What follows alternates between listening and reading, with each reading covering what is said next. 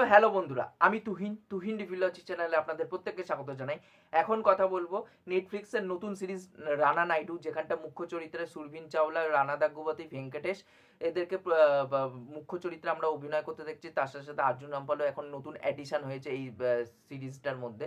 তা রানা নাইডু সিজন 2 আমার কেমন কি লাগলো, এই যাবতীয় বিষয় জানতে হলে কিন্তু আপনাদের এই ভিডিওটা পুরো দেখতে হবে। চলুন ভিডিওটি শুরু করা যাক। তাই এখানটা মূলত গল্পটা দেখতে পাচ্ছি যে এখানটায় রফ যে ক্যারেক্টারটা প্লে করছে হচ্ছে আমাদের রফ মির্জার ক্যারেক্টারটা প্লে করছে হচ্ছে আমাদের আর্জুন রামপাল। তার সাথে একটা রানা নাইডুর মানে রানা দাগুপতির একটা পুরনো কানেকশন আছে এবং এদের দুজনের মধ্যে রাইভেলরি এবং তার সাথে সাথে আরও কিছু নতুন দিকপত্র এই সিরিজটার মধ্যে উঠে আসছে। তার ফ্যামিলির জন্য কিছু কারণ, মানে এই রফ সে থ্রেট হয়ে আসছে, এবার তার ফ্যামিলিকে বাঁচাতে পারবে কিনা এবং তার এই পার্সোনাল যে এত দিকের কনফ্লিক্টগুলো সেগুলো সলভ করতে পারবে কিনা সেটা জানতে হলে আপনাকে এই 8টা এপিসোডের কিন্তু এই সিরিজটি দেখে আসতে হবে নেটফ্লিক্সে গিয়ে। তা দেখুন, আমার সিজন 1টা কিন্তু খুবই দুর্দান্ত লেগেছিল। সত্যি কথা বলতে গেলে খুব মানে কারণ আনসুমান ওটারও ক্রিয়েটার ছিল, এটারও ক্রিয়েটার আছে এবং এটা কিন্তু অ্যাকচুয়ালি বিভিন্ন ডিরেক্টর কিন্তু পরিচালনা করেছে। প্রায় 3-4 জন ডিরেক্টর মিলে কিন্তু এই সিজন 2টাকে ডিরেক্ট করেছে। সেই জায়গা থেকে দাঁড়িয়ে কিন্তু আমি সিজন 1 থেকে সিজন 2কে অনেকটা খাটো জায়গায় রাখবো, কারণ এখানটা প্রচুর সাবপ্লট রেখে দেওয়া হয়েছে, এতগুলো সাবপ্লট রাখা হয়েছে যার জন্য কোনো দিক ঠিকঠাক করে উঠে আসে না, সেগুলো ভালোভাবে কিন্তু ফ্লেশ আউট কিন্তু হয় না। সেগুলো কিন্তু আমার প্রবলেম বলে মনে হয়েছে, কারণ এখানটা রফের দিক বলি বা ওবেরয় মানে যেখানটা রাজাত কাপুরের নিজস্ব ফ্যামিলির একটা ক্যারেক্টার মানে ডাইনামিক্স আছে, এবং অন্যদিকে হচ্ছে যে এখানটায় একজন পলিটিশিয়ান যেটা সিজন 1এও তাকে রাখা হয়েছিল বা তাকেও এখানটায় রাখা হয়েছে, বা সেই এত দিকপত্র এবং নিজের ফ্যামিলির ডাইনামিক্সগুলো সেগুলো এতটা ঢুকিয়ে দেওয়া হয়েছে, এত সাবপ্লট এখানটায় ঢুকে গেছে যার জন্য কোনোটাই ঠিকঠাক করে কিন্তু ক্লোজার কিন্তু পায় না। এবং এখানটা আমার দুটো জিনিস জোরপূর্বক বলে মনে হয়েছে। একটা হচ্ছে এখানটায় রফের ক্যারেক্টারটা মানে আর্জুন রামপালের ক্যারেক্টারটা খুব জোরপূর্বক করে রাখা হয়েছে, অন্যদিকে ডিনো মোরিয়ার যে অ্যাঙ্গেলটাও রাখা হয়েছে সেটাও আমার জোরপূর্বক লেগেছে।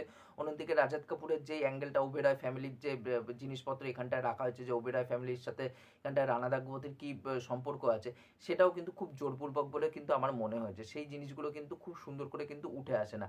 আগেরটা কি একটা কনফ্লিক্ট দেওয়া হয়েছিল, এখানটা টু মেনি কনফ্লিক্ট দেওয়া হয়েছে যার জন্য কিন্তু কোনোটাই ঠিকঠাক করে স্টে কিন্তু করে না। এবং এখানটা যদি পারফরমেন্সের কথায় আসি, পারফরমেন্স দেখুন সবার ভালো অ্যাজ ইউজুয়াল। রানা নাইডুর চরিত্রে আমরা দেখতে পাচ্ছি হচ্ছে আমরা রানা দাগুপতিকে, সেটা কিন্তু খুব সে কিন্তু খুবই দুর্দান্তভাবে পারফরমেন্স দিয়েছে। অন্যদিকে নাগা নাইডু যে ভেঙ্কটেশ, সেইটাও তিনিও কিন্তু ভালো অভিনয় করেছেন। ভেঙ্কটেশ তারও অভিনয় কিন্তু খুব ভালো লেগেছে আমার।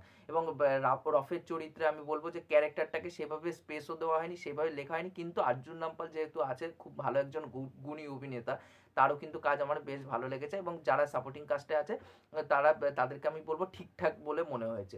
এবং কৃতিক হারবান্দা তার অভিনয় কিন্তু আমার খুব একটা ইমপ্রেসিভ লাগেনি। এবং এর আগে কারান আনসুমানের ইনসাইড এজ যদি কাজটা দেখে থাকেন প্রাইমে, সেখানটা কিন্তু এইখানটা তানুজ ভিরবানি বলে যে ক্যারেক্টারটা প্লে করেছিল, কাইন্ড অফ বিরাট কোহলির থেকে ইন্সপায়ার্ড হয়ে ক্যারেক্টারটাকে লেখা হয়েছিল, ভায়ু ক্যারেক্টারটার নাম ছিল। এখানটা কিন্তু তাকেও রাখা হয়েছে, তাকে তো স্পেসও দেওয়া হয়নি, তার ক্যারেক্টারটাও ভালো না এবং সে পারফরমেন্সও কিন্তু এখানটা ভালো দেয়নি। আমার ইনসাইড এজে তার কিন্তু পারফরমেন্স খুব ভালো লেগেছিলো, তানুজ ভিরবানির কাজটা, বাট এখানটা কিন্তু সেইভাবে রাখা হয়নি। এবং আমি দেখলাম যে তানুজ ভিরবানিকে মানে কেন এই সিরিজের মধ্যে রাখা হয়েছে আমি এটা বুঝলাম না। এখানটা ভাই বোনের মধ্যে একটা কনফ্লিক্ট রাখার চেষ্টা করেছিল, সেটাও স্ট্যাবলিশড কিন্তু হয়নি এই সিরিজটার মধ্যে। স্ক্রিন প্লে খুবই দুর্বল এবং এত মানে মানে সাবপ্লট ঢোকানোর চক্করে কোনো জিনিস ঠিকঠাক করে দেখতে কিন্তু ভালো লাগে না। এবং তার সাথে সাথে আরেকটা জিনিস বলবো, এখানটা কৃতিক হারবান্দা তারও কিন্তু দিকটা ঠিকঠাক করে উঠে আসে না।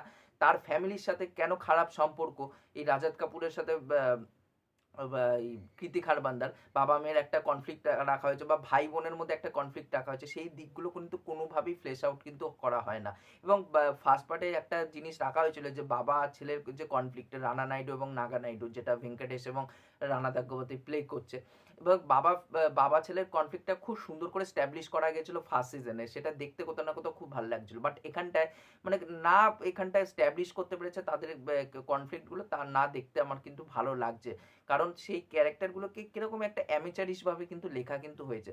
এবং এখানটায় যে পলিটিশিয়ানের চরিত্রে যিনি অভিনয় করেছে আগের সিজনেও তাকে রাখা হয়েছে, এখানটায় মনে হচ্ছে কি তার ক্যারেক্টারটা কখনো আসে আবার কখনো গায়েব হয়ে যায়, এরকম মানে এতগুলো সাবপ্লট হয়ে গেছে যে কোন যে ক্যারেক্টার কখন আসে এবং কখন হাওয়া হয়ে যাচ্ছে, এবং হাওয়া হয়ে যাচ্ছে তো এমন হয়ে যাচ্ছে একটা দুটো সিজন তারা পুরোটাই গায়েব হয়ে যাচ্ছে।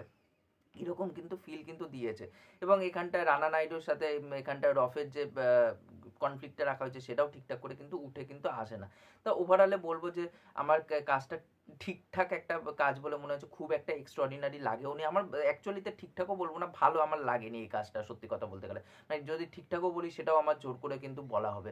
একমাত্র এখানটায় লাইকেবল একটাই ক্যারেক্টার আছে, সেটা হচ্ছে আমাদের এই হাতুড়া থেকে অভিষেক ব্যানার্জি।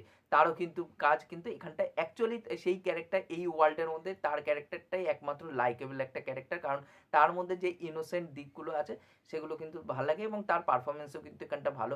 এবং যে ডিনো মোরিয়ার যে অ্যাঙ্গেলটা রাখা হয়েছে সেটাও জোরপূর্বক বলে মনে হয়েছে। তো বলবো যে ওভারঅলে কাজটা কিন্তু খুব একটা ভালো কাজ হয়নি, আমার ভালো লাগেনি। 8টা এপিসোড আছে, আপনারা চাইলে দেখতে পারেন। 5 থেকে 5.5 ঘন্টা টাইম দিলে আপনারা কিন্তু এই কাজটা পুরোপুরি দেখে নিতে পারবেন।